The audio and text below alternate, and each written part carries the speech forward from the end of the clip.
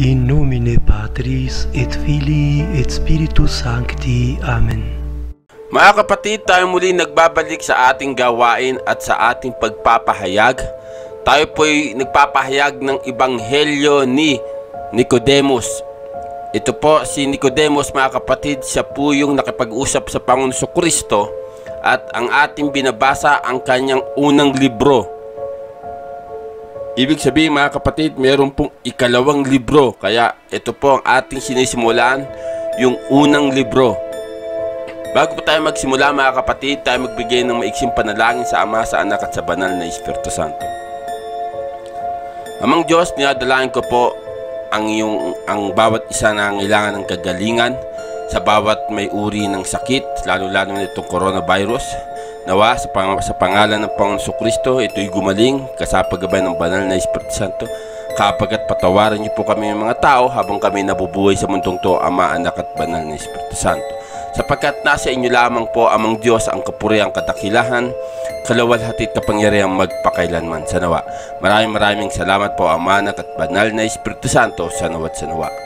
Mga kapatid, tayo na po'y magpapatuloy sa ikalawang yugto o part 2 sa binabasa natin sa unang libro, ang Ebanghelyo ni Nicodemus. At tinawag ni Pilato ang 12 taong ito na nagsabing hindi siya pinanganak na pakikiapid, ay sinabi sa kanila, inaayos ko kayo sa kalusugan ni Cesar upang sabihin sa akin kung totoo nga ang sinabi mo na hindi siya pinanganak ng pakikiapid. Sinabi nila kay Pilato, mayroong kaming batas laban sa pagsumpa sapagkat ito'y isang kasalanan. Ngunit susumpa sila sa kalusugan ng Cesar na hindi tulad ng sinabi namin. At mananagot tayo sa kamatayan. Sinabi ni Pilato kay Anas at Caiphas, wala ka bang isasagot sa ito? Sinabi ni Anas at Caiphas kay Pilato, ang 12 ay paniniwalaan ng sabihin nila na hindi siya pinanganak ng pakikiapid. Ang lahat ng karamihan sa atin ay sumisigaw na siya ay pinanganak ng pakikiapid. At nang siya ay isang mangkukulam at sinasabi niya siya ay anak ng Diyos at isang hari, at hindi kami pinaniniwalaan. At inutusan ni Pilato ang lahat ng karamihan na lumabas maliban sa 12 taong nagsabi na hindi siya pinanganak ng pakikiapid, at inutusan niya si Jesus na maghiwalay sa kanila. At sinabi ni Pilato sa kanila, sa anong kadahilanan nais nilang papatayin siya? Sinabi nila sa kanya, galit sila dahil nagpapagaling siya sa araw ng Sabat. Sinabi ni Pilato, para sa isang mabuting gawa ay nais nilang papatayin siya. Sinabi nila sa kanya, oo. Kabanata 3. At si Pilato, na puno ng galit, ay lumabas sa labas ng prensa at sinabi sa kanila, kinukuha ko ang araw upang masaksi na wala akong nakitang kasalanan sa taong ito. Sumagot ang mga Hudyo at sinabi sa procurator, maliban kung ang taong ito ay isang masamang tao, hindi namin siya ibibigay sa iyo. At sinabi ni Pilato, kunin mo ba siya at hatulan siya ayon sa inyong batas? Sinabi ng mga Hudyo kay Pilato, hindi kami batas sa aming napapatayin ang sinuman. Sinabi ni Pilato, sinabi ba ng Diyos na hindi ka papatayin? Ngunit ako. At si Pilato ay muling pumasok sa loob ng munisibilidad at nakipag-usap kay Jesus ng pribado at sinabi sa kanya, ikaw ba ang hari ng mga Hudyo? Sumagot si Jesus kay Pilato, sinasabi mo ba ito tungkol sa iyong sarili o sinabi ng iba sa iyo tungkol sa akin? Sumagot si Pilato kay Jesus, ako ba ang isang Hudyo? Ang iyong bansa at ang mga punong pari ay nagbigay sa iyo sa akin. Ano ang nagawa mo? Sumagot si Jesus, ang aking kaharian ay hindi sa mundong ito. Sapagkat kung ang kaharian ko ay mula sa sanlibutan, ang aking mga lingkod ay lalaban upang hindi ako ibigay sa mga Hudyo. Ngunit ngayon, Ang aking kaharian ay hindi mula roon. Sinabi sa kanya ni Pilato, ikaw ba ay hari? Sinagot siya ni Jesus, sinasabi mo na ako isang hari, sapagkat dahil dito ipinanganak ako, at naparito ako upang marinig ng aking tinig ang bawat isa sa katotohanan. Sinabi sa kanya ni Pilato, ano ang katotohanan? Sinabi ni Jesus sa kanya, ang katotohanan ay mula sa langit. Sinabi ni Pilato, hindi ba nasa lupa ang katotohanan?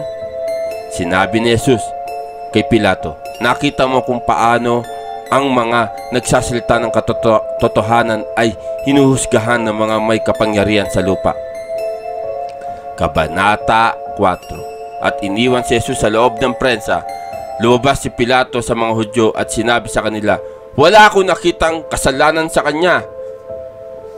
Sinabi sa kanya ng mga Hudyo, sinabi niya, maaari kong sirain ang templong ito at sa 3 araw itatayo ito. Sinabi ni Pilato, anong templo? Sinabi ng mga Hudyo, ang tinayo ni Solomon sa loob ng 46 na taon. At ang taong ito ay nagsasalita ng paghila nito at itatayo ito sa loob ng 3 araw.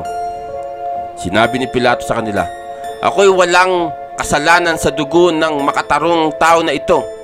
Tingnan mo ito. Sinabi ng mga Hudyo, ang kanyang dugo ay nasa atin at sa aming mga anak. At tinawag ni Pilato ang mga at ang mga pari at ang mga Levita at sinabi sa kanila ng pribado, huwag kayong gumawa ng ganyan, sapagkat walang paratang na inyong dinala laban sa kanya ay karapat-dapat na mamatay, sapagkat ang inyong singil ay tungkol sa pagpapagaling at paglapastangan sa Sabat. Sinabi ng matatanda at mga pari at ang mga Levita, kung may nagsasalita ng masama labang kay Cesar, karapat-dapat ba siyang mamatay o hindi? Sinabi ni Pilato, siya ay karapat-dapat sa kamatayan. Sinabi ng mga Hudyo kay Pilato, kung may sino man nagsasalita ng masama labang kay Cesar, siya ay karapat-dapat na mamatay. Ngunit ang taong ito ay nagsasalita ng masama laban sa Diyos. At inutusan ng procurator ang mga Hudyo na lumabas sa labas ng praetorium at tinawag si Jesus. Sinabi niya sa kanya, ano ang gagawin ko sa iyo? Sinabi ni Jesus kay Pilato, tulad ng ibinigay sa iyo. Sinabi ni Pilato, paano ibigay? Sinabi ni Jesus, inahayag mo na ni Moses at ang mga propeta ang aking kamatayan at pagkabuhay ng mamuli. At napansin ito ng mga Hudyo at narinig ito at sinabi sa kay Pilato, ano pa ang maririnig mo sa kalapastanganan na ito? Sinabi ni Pilato sa mga Hudyo, kung ang mga salitang ito ay maging kalapastanganan, dadalhin mo ba siya dahil sa kalapastangan? At dadalhin siya sa iyong sinagoga at hatulang mo siya ayon sa iyong batas? Sinabi ng mga Hudyo kay Pilato, ang aming batas ay nagpapatunay ng isang tao na nagkamali sa kanyang kapwa-tao ay karapat-dapat tumanggap ng 40 maliban sa isa. Datapwat ang pumipusong sa Diyos ay babatuhin ng mga bato. Sinabi ni Pilato sa kanila, kinukuha mo ba siya at parusahan siya ng anumang nais mo? Sinabi ng mga Hudyo kay Pilato, nais namin siyang ipako sa krus. Sinabi ni Pilato, hindi siya karapat-dapat na ipako sa krus. At ang procurator na tumingin sa paligid ng karamihan ng mga Hudyo na nakatayo, nakita ang marami sa mga Hudyo na umiiyak at sinasabi, ang lahat ng mga tao hindi nais siya ay mamatay. Sinabi ng mga matatanda ng mga Hudyo, dahil dito, ang lahat ng karamihan sa atin ay dumating na siya ay mamamatay. Sinabi ni Pilato sa mga Hudyo, bakit siya dapat mamatay? Sinabi ng mga Hudyo, sapagkat tinatawag niya ang kanyang sarili na anak ng Diyos at hari. Kabanata 5. At isang Nicodemus, ang isang Hudyo ay tumayo sa harap ng tagapagpalit at nagsabi, humingi ako ng inyong karangalan. Hayaan akong magsabi ng ilang mga salita na sinabi ni Pilato, sasabihin mo. Sinabi ni Nicodemus, sinabi ko sa mga matatanda at mga pari at mga Levita, at sa lahat ng karamihan ng mga Hudyo sa sinagoga, anong hinahangad mong gawin sa taong ito? Ang taong ito ay maraming mga himala at kakaibang bagay na walang nagawa o gagawin. Hayaan siyang umalis at huwag hilingin ang anumang masamang laban sa kanya. Kung mga himala na ginawa niya ay mula sa Diyos, tatayo sila, ngunit kung ang tao sila ay mawawala. Sapagkat tiyak na si Moises na pinadala ng Diyos sa Ehipto ay gumawa ng maraming mga himala na inuutos sa kanya ng Panginoon na gawin sa harap ni Paraon na hari ng Egypt. At naroon sina Jannes at Jambres, mga tagapaglingkod ni Paraon, at hindi rin sila kakaunti sa mga himalang ginawa ni Moses. At kinuha ng mga Ehipto na maging mga Diyos ito si Jannes at Jambres na ito. Ngunit yamang ang mga himala na kanilang ginawa ay hindi sa Diyos. Sila at ang naniniwala sa kanila ay nawasak. At palayain mo ngayon ang taong ito sapagkat hindi siya karapat-dapat na mamatay. Sinabi ng mga Hudyo kay Nicodemus, ikaw ay naging alagad niya, at sa gayong ipinagtatanggol mo siya? Sinabi ni Nicodemus sa kanila, marahil ang procurator ay naging alagad niya sapagkat ipinagtatanggol niya siya. Hindi ba siya tinalaga ng emperador sa lugar na ito ng dangal? At ang mga Hudyo ay labis na nagalit at nangangalit ng kanilang mga ngipin labang kay Nicodemus. Sinabi sa akin ni Pilato sa kanila, bakit mo ginapang ang iyong mga ngipin laban sa kanya kapag naririnig mo ang katotohanan? Sinabi ng mga Hudyo kay Nicodemus, naway makatanggap ka ng kanyang katotohanan at bahagi. Sinabi ni Nicodemus, amen, amen, sana matanggap ko ito tulad ng sinabi mo. Kabanata 6. Ang isa sa mga Hudyo na tumayo humingi ng payo sa procurator upang magsalita ng isang salita. Sinabi ng procurator, kung nais mong sabihin ang anumang bagay, sabihin mo, at sa sinabi ng Hudyo, 38 taon na nakahiga ako sa aking higaan sa matinding paghihirap. At nang dumating si Jesus, maraming mga demonyo at maraming namamalagi sa iba't ibang mga sakit ay pinagaling siya. At ilang mga binata na naawa sa akin, dinala ako. Kama at lahat ay dinala ako sa kanya.